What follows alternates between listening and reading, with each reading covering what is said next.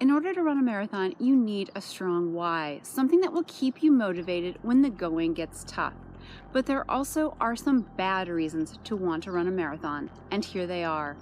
Terrible reasons to run a marathon, filmed on the run. One of my little joys in life is being able to drop into casual conversation that I've run 29 marathons. Few people expect it, and some people just don't believe me. Doing a marathon for the bragging rights is not a really great reason to run a marathon. Other runners probably won't be terribly impressed, and non-runners would be just as impressed by something much shorter and much easier than a full marathon. So while bragging rights is a really great benefit to running a marathon, it's not a really good reason to run a marathon. There's a natural progression to running. You start running and you do a 5K, then you do a 10K, and then maybe you do a half marathon.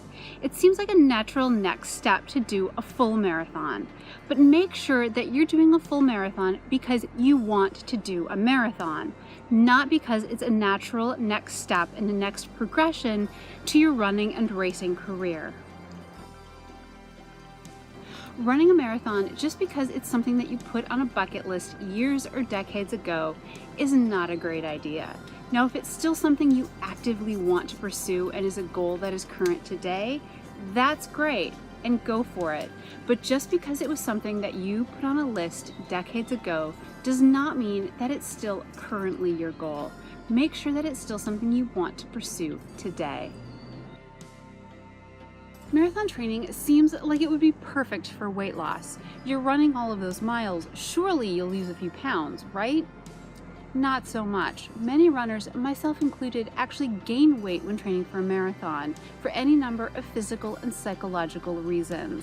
So while with a proper diet there are many running programs that will result in weight loss, marathon training probably isn't one of them. Don't do a marathon just because all of your friends are doing it. While running with friends can make long runs much more enjoyable, ultimately, you're the one who's going to have to do the long runs.